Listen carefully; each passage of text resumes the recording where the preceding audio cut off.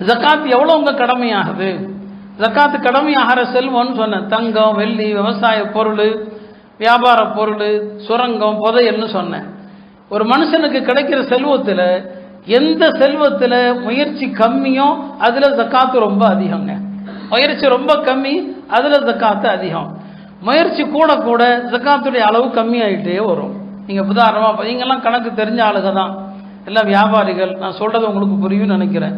நான் கூட படிக்காத ஆள் தான், ஸ்கூலுக்கு நான் போகல, 4வது வரைக்கும் தான் நான் படித்தேன். ஏதோ அல்லாஹ் கொடுத்த விளக்கத்தை சொல்கிறோம். இப்போ ஜக்காத்து நீங்கள் பார்த்தீங்கன்னா உழைப்பு உள்ளதில் எதுலங்க கம்மி?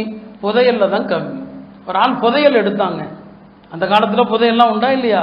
இதில் மனித முயற்சி இல்லை. புதையல் ஒரு ஆளுக்கு கிடைச்சதுன்னு சொன்னால் அதில் தாங்க உள்ளதுலேயே ஜக்காத்து அதிகம். 5ல் 1 பாகம் கொடுக்கணும். 5ல் 1 பாகம்னா என்ன? 100க்கு 20. சரிதானே? 5ல் 1 இல்லைங்க, 100க்கு எவ்வளோ கொடுக்கணுங்க? 20 கொடுக்கணும். 100 ரூபாய்க்கு 20 ரூபா கொடுக்கணும். அதில் தான் உள்ளதுலேயே ஜக்காத்து அதிகம். ஏன்னா இதில் மனித முயற்சி இல்லை, கிடைச்சதில்ல கொடு. அதில் 1 வருஷம் ஆகணுங்கிற கண்டிஷனும் கிடையாது. ஏன்னா அதில் உன்னுடைய உழைப்பு இல்லாமல் கிடைச்சதில்ல, கிடைச்ச அன்னைக்கு என்னைக்கே கொடுத்துரு, 100க்கு 20 கொடுத்துரு. அதில் 5ல் 1 கொடுக்கணும். மனித முயற்சி அதில் கம்மியாக, அதனால உள்ளதில் அது தான் அதிகம். அடுத்து அப்படியே பாருங்க, எல்லாத்திலும் அப்படியே பாதி பாதியாக வரும். விவசாயம் பண்ணுறாரு, நீர் பாசனத்துக்கு செலவே பண்ணல. வானம் பார்த்த பூமி, மழை நீரை கொண்டு, ஆற்று நீரை கொண்டு, ஊற்று நீரை கொண்டு விளைச்சல் வருதுங்க. அவர் தண்ணிக்காக எந்த செலவும் பண்ணல. அந்த மாதிரி விவசாயம் வருதுன்னா அதில் எவ்வளோங்க கொடுக்கணும்? 10ல் 1 கொடுக்கணும்.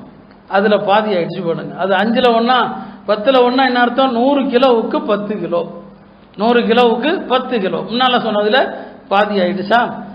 3வது பாருங்க, விவசாயம் பண்ணுறாரு, தண்ணி செலவு பண்ணுறாரு. தண்ணி செலவு பண்ண அந்த பகுதியில் என்ன கிடையாது, அதிக நீரூற்றுகள் இல்லை, நீர் பாசனத்துக்கு செலவு பண்ணுறாரா? அதில் மார்க் எவ்வளோங்க சொல்லுது? 20ல் 1. 20ல் 1 என்ன அர்த்தம்? 100 கிலோ விளைஞ்சா 5 கிலோ கொடு, 100 கிலோவுக்கு 5 கொடு. 4வது தாங்க, மனுஷன் ரொம்ப கஷ்டப்படுறது எதுக்குங்க? தங்க வெள்ளி. தங்க வெள்ளின்னு சொன்னால் காசு. காசு பணத்தை அவ்வளோ சீக்கிரம் எடுக்க முடியுமா? அது என்ன புதையல் மாதிரி வந்துருமா என்ன?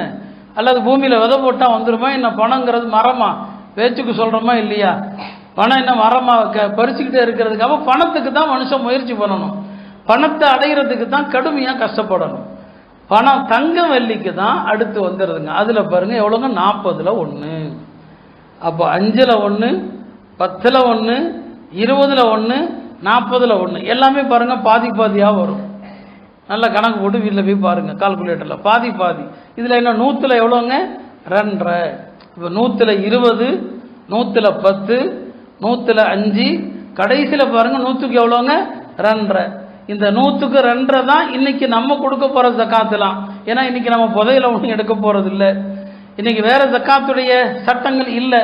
இந்த 2.5% ஜக்காத்து தான் நடைமுறையில் நாம் இன்னைக்கு கொடுக்க போகிற ஜக்காத்து. அதனால அதிகம் நாம் பேசுகிறோம். ஆனால் ஜக்காத் எதுல எல்லாம் இருந்துச்சுங்கிறத ஒரு மேலோட்டமாக நம்ம தெரியணுமா இல்லையா?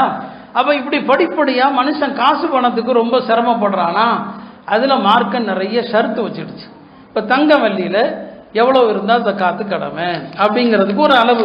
அந்த காலத்தில் தங்கம் தனி 87 கிராம் 480 மில்லிகிராம் தங்கத்தினுடைய அளவு. 87 கிராம் 480 மில்லிகிராம்னு சொன்னால் 11 பவுனுக்கு 520 கிராம் கம்மி. 11 பவுனுக்கு 520 கிராம் கம்மி. இதான் அன்னைக்கு தங்கத்துக்கு நபிசுல்லா சொன்ன அளவு. 20 தீனார்னு ஹதீஸில் வரும். அந்த 20 தீனாரை தான் இப்போ உள்ள கிராம் கணக்கில் நம்ம போட்டோம்னா 87 கிராமும் 480 மில்லிகிராம். சரி, வெள்ளி அந்த காலத்தில் இருந்துச்சா? சில பேர்கிட்ட தங்க காசு இருக்கும், சில பேர்கிட்ட வெள்ளி காசு. வெள்ளிக்கு திரஹான்னு சொல்லுவாங்க. திரஹத்தில் 200 திரஹம். 200 திரஹங்கிறது இன்றைய மதிப்பில் 612 கிராம் 360 மில்லிகிராம், கிட்டத்தட்ட 1/2 கிலோவோட அதிகம். இப்படி தான் நபி ஸல்லல்லாஹு அலைஹி வஸல்லம் இதற்கு உச்சவரம்பு சொன்னாங்க. தங்கத்தில் இவ்வளோ இருக்கணும், வெள்ளியில் இவ்வளோ இருக்கணும். 2வது தங்கமோ வெள்ளியோ மனுஷன் கஷ்டப்பட்டு சம்பாதிக்கிறானா இல்லையா? காசு கையில் வந்த உடனே இந்த நிசாபுன்னு சொன்ன பாருங்க. இப்போ உதாரணமாக வெள்ளியினுடைய இன்றைய மதிப்பு, நான் என்னுடைய கணிப்பு நல்லா பார்த்துக்க, ஒரு கிராம் இன்னைக்கு எவ்வளோன்னு தெரியல. இன்றைக்கு 612 கிராம் வெள்ளியினுடைய மதிப்பு என்னங்க? 1,70,000 ரூபா. 1,70,000 ரூபா. நான் வாலிபர்கள்ட்ட எப்போதுமே சொல்கிறேன், நீங்கள் சம்பாதிக்கும் போது முதல்ல நிசாப் அளவுக்கு பணம் வருதுன்னா அதை குறித்து வச்சுக்கோங்க. இப்போ 2 லட்ச ரூபா ஒருத்தர் சம்பாதிக்கிறாரா, நிசாபுடைய தொகை முதல்ல வருது. இப்போ மார்க்கம் என்ன செய்யுது, வந்ததுமே ஜக்காத்து கொடுன்னு சொல்லலை. இது மனுஷன் கஷ்டப்படுறானா இல்லையா, உழைக்கிறானா இல்லையா, அதனால ஒரு வருஷம் இந்த நிசாப் அளவுக்கு செல்வம் ஒரு வருஷம் ஆகும்போது இதில் 2.5% கொடு. இப்போ அந்த அடிப்படையில் பாருங்களேன், ஒருத்தர் ஷாபான் ஒரு கணக்கு வச்சுங்க, ஷாபான் 1ஆம் தேதி அவர் ஒரு 2 லட்ச ரூபா சம்பாதிக்கிறாருங்க. இப்போ அவருக்கு ஜக்காத் எப்போ கடமையாகும், 1447 இந்த வருஷம் ஷாபான் 1ஆம் தேதி ஒருத்தர் 2 லட்ச ரூபா சம்பாதிச்சார்னா, இனி அடுத்து 1440 அடுத்த வருஷம் 437 என்னங்க 8 ரஜப் மாதம் பிற 29 ஒரு வருஷம் முடிஞ்சிடும். ஷாபான்ல பணம் வந்துச்சா, அடுத்த வருஷம் ரஜப் 29 ஆகும்போது ஒரு வருஷம் முடிஞ்சிடும். இப்போ அவரு ஜக்காத்து கொடுக்கணும். இந்த நடுவில் கூடுனது குறைஞ்சதுலாம் கணக்கு இல்லை. வருஷ ஆரம்பத்தில் நிசாப் இருக்கணும், வருஷ கடைசியில் அந்த தொகை இருக்கணும், அவ்வளோதான். நடுவில் வந்த ஏற்றத்தாழ்வுகள் அதெல்லாம் என்னங்க கணக்கில் வராது. அப்போ ஷாபான் 1ஆம் தேதி நான் இந்த அளவுக்கு பணம் சம்பாதிச்சிருக்கிறேன், அதை ஒரு டைரியில் எழுதி வச்சுங்க. நம்மகிட்ட ஒரு டைரி இருக்கணும், ஜக்காத்து கடமையாகிற தேதி, நம்ம மரணத்துக்கு பின்னால் நாம் விரும்புகிற வசியத்துகள் அதை எழுதி வைக்கிறதுக்கு ஒரு டைரி இருக்கணும். எதையாவது வக்ஃப் செய்யணும்னு நினைக்கிறீங்கன்னா அந்த வக்ஃபுடைய நிபந்தனைகளை எழுதி வைக்கணும். எத்தனையோ விஷயங்களுக்கு நாம் டைரி எழுதுகிறோம், இந்த மாதிரி ஒரு டைரி என்னங்க இருக்கணும். அப்போ இதாங்க ஜக்காத்தில் கடைசி நிலை, இதுதான் தங்கம் வெள்ளி. இதில் ஜக்காத்து கடமையாகிறதுக்கு மார்க்கம் வரையறுத்த இந்த உச்சவரம்பு ஒரு வருஷம் ஆகும்போது அவர் அதுக்கு என்ன செய்யணுங்க, ஜக்காத்து கொடுக்கணும்.